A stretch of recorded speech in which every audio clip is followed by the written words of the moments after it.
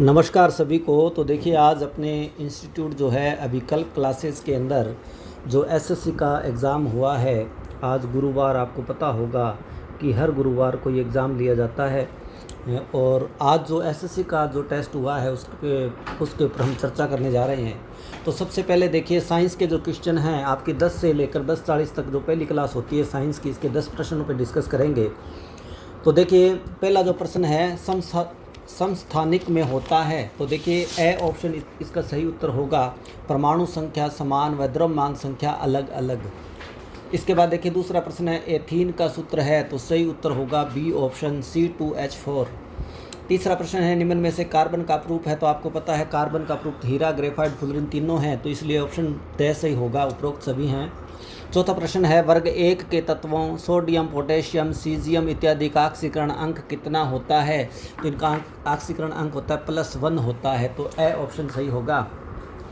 पांचवा जो प्रश्न है KMnO4 में Mn की ऑक्सीकरण संख्या ज्ञात करें, तो देखिए ऑक्सीकरण संख्या Mn की होगी ड ऑप्शन यानी +7 होगी।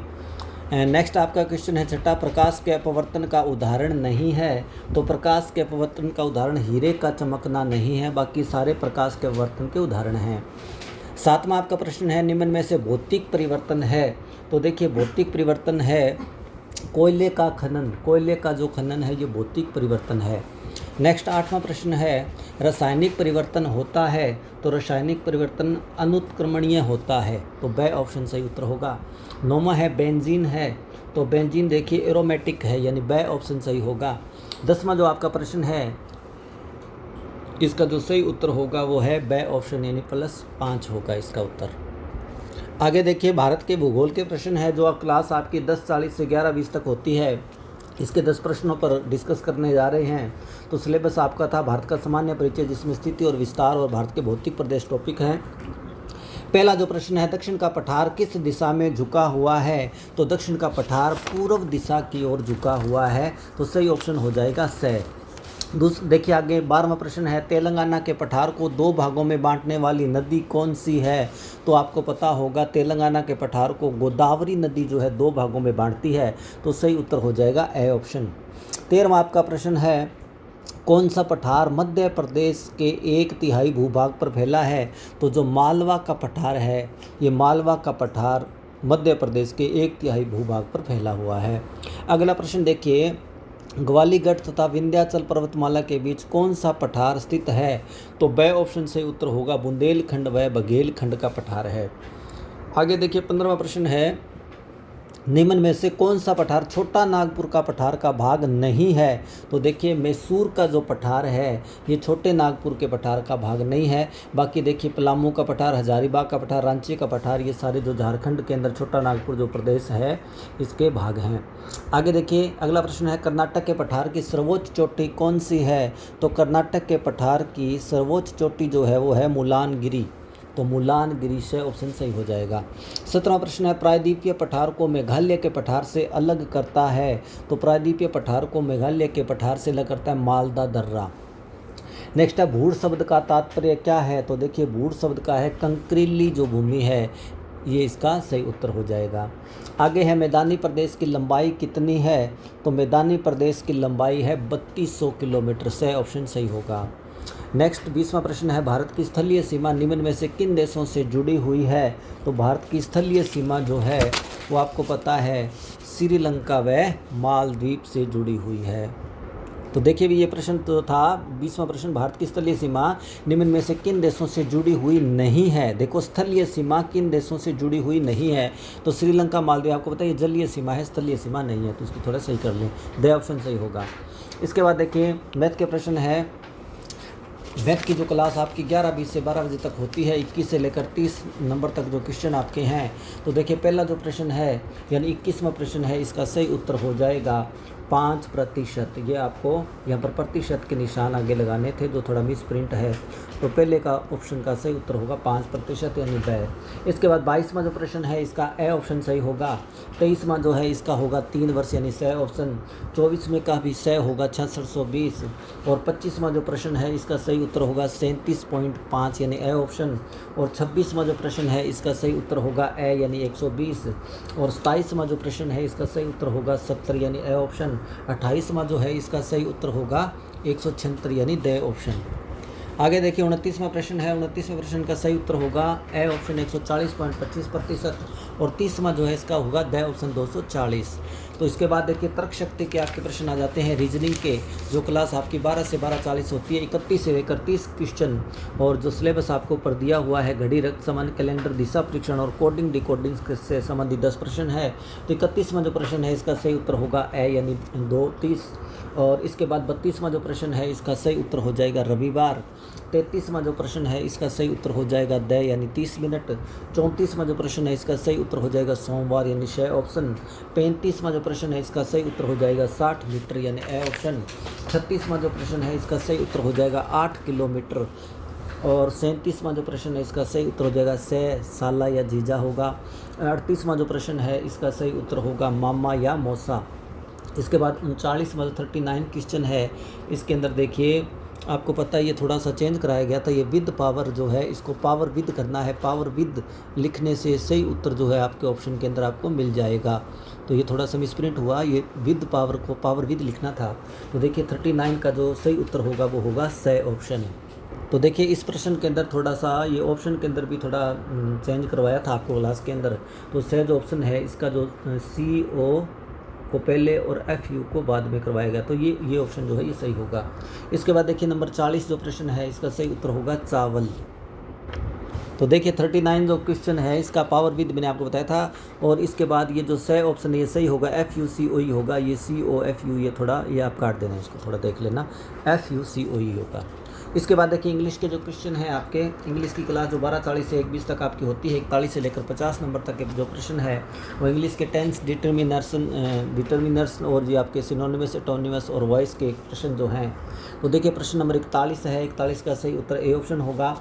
42 नंबर जो क्वेश्चन है इसका सही उत्तर होगा आपका C ऑप्शन। 43 नंबर जो क्वेश्चन है इसका सही ऑप्शन होगा वाज यानी C ऑप्शन।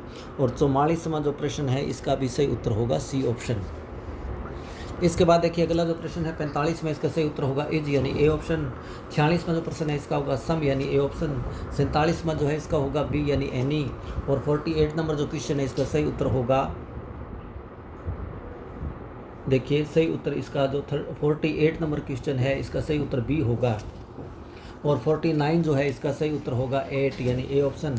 और 50 नंबर जो है इसका सही उत्तर होगा डी यानी इन ऑप्शन।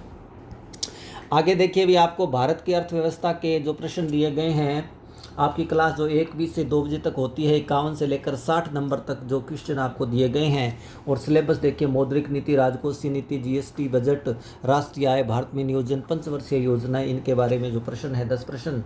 तो पहला जो प्रश्न है देखिए, पहले जो प्रश्न 51वां जो प्रश्न है इसका सही उत्तर होगा ए ऑप्शन। इसके बाद 52 देखिए, 52 का जो सही उत्तर होगा वो होगा द ऑप्शन। और 53 नंबर प्रश्न देखिए, 53 नंबर प्रश्न जो है इसका सही उत्तर होगा 1971 यानी ब ऑप्शन। 54 नंबर प्रश्न है इसका होगा 1 जुलाई 2017 यानी ब ऑप्शन। 55वां जो प्रश्न है GST के लिए संविधान में कौन सा संविधान संशोधन किया गया। तो देखिए 101वां जो संविधान संशोधन है, संविधान के अंदर 101वां संविधान संशोधन जो GST के लिए हुआ था। नेक्स्ट है स्वतंत्र भारत का पहला बजट कब पारित किया गया था। आपको पता है भारत 1947 में आज़ाद हुआ, तो स्वतंत्र भारत का पहला बजट 1947 में ही पेश किया गया। आगे है नंबर 57 नंबर क्वेश्चन है इसका देखिए, भारत में आर्थिक सर्वेक्षण को भारत में पहली बार केंद्रीय बजट से एक भाग के रूप में किस वर्ष पेश किया गया। तो 1950-51 के अंदर यानी श ऑप्शन होगा। 58 नंबर जो क्वेश्चन है, निम्न में से प्राथमिक क्षेत्र से संबंधित है। तो खनन जो है, खनन आपको पता उद्योग, परिवहन, सेवा, ये सारे जो है प्राथमिक सेक्टर में होते हैं। कृषि है, खनन है, पशुपालन, ये प्राथमिक क्षेत्र में आते हैं। आगे देखिए 59 नंबर जो क्वेश्चन है, रेपो रेट बढ़ने पर मुद्रास्फीति। तो देखिए रेपो रेट अगर बढ़ती है तो मुद्रास्फीति हमेशा घटती है, तो सही ऑप्शन होगा। इसके बाद कब रेल बजट को केंद्रीय बजट में शामिल किया गया। तो आपको पता है 2017-18 के अंदर रेल बजट को केंद्रीय बजट में शामिल कर दिया गया। पहले रेल बजट अलग पेश किया जाता था, तो नरेंद्र मोदी सरकार ने इनको अलग अलग कर दिया। ये पहले अलग अलग पेश किया जाता था, सॉरी, तो ये जो वर्तमान सरकार है इन्होंने दोनों को एक कर दिया है। इसके बाद देखिए आगे जो आपका है स्टैटिक्स जीके के प्रश्न है। और स्टैटिक्स जीके जो देखिए इसके अंदर पहला जो प्रश्न आपका है, हेली धूमकेतु का आवर्तकाल कितना होता है? तो 76 वर्ष होता है। दूसरा है, सूर्य के धरातल का तापमान लगभग कितना होता है? तो 6000 डिग्री सेंटीग्रेड होता है। आगे देखिए अगला प्रश्न है, सूर्य का एक चक्कर लगाने में बुध ग्रह कितना समय लेता है? तो 88 दिन लगते हैं बुध ग्रह को। और अगला जो प्रश्न है, पृथ्वी सूर्य से सबसे अधिक दूरी पर कब होती है? तो याद रखें 4 जुलाई वो दिन आता है, 4 जुलाई को पृथ्वी सूर्य से सबसे अधिक दूरी पर होती है। द्वितीय गोलमेज सम्मेलन का आयोजन कब हुआ? ये गोलमेज सम्मेलन है, आंदोलन नहीं है। गोलमेज सम्मेलन आपको पता है 3 हुए थे। इंग्लैंड की राजधानी लंदन के अंदर 1930, 31 और 32 में 3 गोलमेज सम्मेलन हुए। तो ये 7 सितंबर 1931 को द्वितीय गोलमेज सम्मेलन हुआ। और इसके बाद देखिए आगे जो प्रश्न है 66 नंबर प्रश्न, पाकिस्तान की मांग कब रखी गई थी? तो आपको पता होगा पाकिस्तान की मांग 24 अप्रैल 1940 को रखी गई। और चौधरी रहमत अली नाम का कोई मुस्लिम लीग का लीडर था जिसने पाकिस्तान शब्द को गढ़ा था। और 1940 में पहली बार पाकिस्तान अलग बनाने की मांग उठी थी। इसके बाद देखिए अगला प्रश्न है, सत्याग्रह सभा की स्थापना किसने की थी? तो महात्मा गांधी। आपको पता है सत्याग्रह के लिए, आंदोलन के लिए महात्मा गांधी जो है वो प्रसिद्ध हैं। तो सत्याग्रह सभा की स्थापना भी महात्मा गांधी ने की है। अगला जो प्रश्न है, विटामिन के का रासायनिक नाम क्या है? तो देखिए जो बे ऑप्शन होगा ये इसका सही उत्तर है। इसके बाद विश्व व्यापार संगठन का मुख्यालय, WTO का मुख्यालय आपको पता है जिनेवा के अंदर है। जिनेवा के अंदर WTO यानी विश्व व्यापार संगठन का मुख्यालय है। इसके बाद देखिए भारत पाक युद्ध पहला जो भारत पाक युद्ध है वो कब लड़ा गया? तो सही उत्तर होगा 1965। आपको पता 1965 में भारत पाकिस्तान का युद्ध हुआ था। उस समय भारत के प्रधानमंत्री थे लाल बहादुर शास्त्री। और आपको पता है 1971 के अंदर जो भारत पाकिस्तान का युद्ध हुआ उस समय इंदिरा गांधी भारत के प्रधानमंत्री थी। हालांकि इससे पहले अक्टूबर 1947 के अंदर भारत और पाकिस्तान का जो लड़ाई है वो कश्मीर के मुद्दे को लेकर के हुई थी। लेकिन ये जो मुख्य जो युद्ध माना जाता है 1965 में हुआ है। इसके बाद देखिए करंट जीके के आपके प्रश्न आ जाते हैं। और करंट जीके जो आपको अभिकल्प इंस्टीट्यूट जो अपनी जो वेबसाइट है उसके ऊपर अवेलेबल होते हैं करंट जीके के प्रश्न। तो देखिए 71 से 90 तक करंट जीके के जो प्रश्न है। पहला प्रश्न देखिए इसमें क्या है, हाल ही में विंबलडन ओपन में पुरुष एकल का खिताब किसने जीता है? तो देखिए ये स ऑप्शन होगा, इसका सही उत्तर होगा स ऑप्शन, कार्लोस अल्कराज ने जीता है। इसके बाद देखिए 72 है, हाल ही में नीति आयोग द्वारा जारी SDG इंडिया इंडेक्स 2023-24 में कौन सा राज्य शीर्ष पर है? तो केरल राज्य है।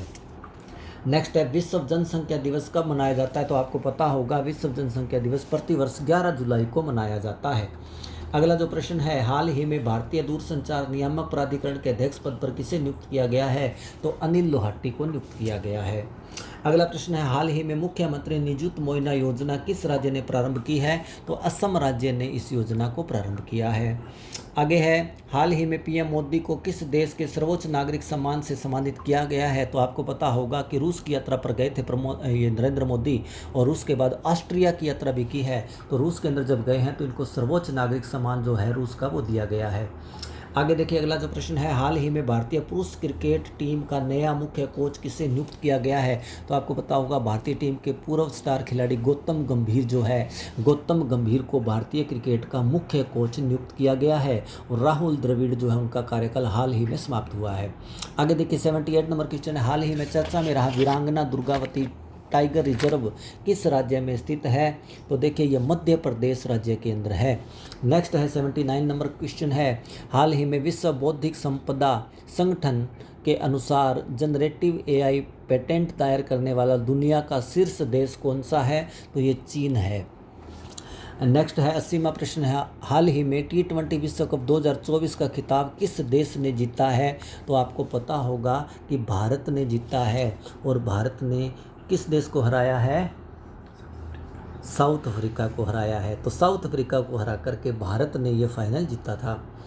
आगे देखिए 1 नंबर क्वेश्चन है, हाल ही में डिक स्कॉफ किस देश के नए प्रधानमंत्री बने हैं? तो नीदरलैंड के बने हैं। विश्व पर्यावरण दिवस बड़ा इजी प्रश्न है। ये विश्व पर्यावरण दिवस हर साल कब मनाया जाता है? तो आपको पता होगा 5 जून को विश्व पर्यावरण दिवस मनाया जाता है। अगला प्रश्न है, देश की सबसे बड़ी वैदिक घड़ी का शुभारंभ कहाँ किया गया है? तो उज्जैन, मध्य प्रदेश के अंदर उज्जैन जो है, उज्जैन के अंदर विश्व की सबसे बड़ी वैदिक घड़ी का शुभारंभ किया गया है। 84 नंबर क्वेश्चन है, हाल ही में कोलंबो सुरक्षा सम्मेलन में किसको 5वें सदस्य के रूप में शामिल किया गया है? तो देखिए हाल ही में जो हुआ है कोलंबो सुरक्षा सम्मेलन, उसके अंदर बांग्लादेश को 5वें सदस्य के रूप में शामिल किया गया है। 85 नंबर क्वेश्चन है, हाल ही में अंतर्राष्ट्रीय समुद्री संगठन परिषद का कौन सा सत्र लंदन में आयोजित हुआ है? तो 132वां हुआ है। इसके बाद 86 नंबर क्वेश्चन है, वर्तमान विश्व की सर्वाधिक जनसंख्या वाला देश कौन सा है? तो आपको पता है भारत है, इससे पहले चीन था लेकिन अब भारत है। 87 नंबर क्वेश्चन है, चंद्रयान 3 चांद के जिस बिंदु पर उतारा गया उस बिंदु को कौन सा बिंदु कहा जाता है? तो देखिए शिव शक्ति पॉइंट उस बिंदु को कहा जाता है।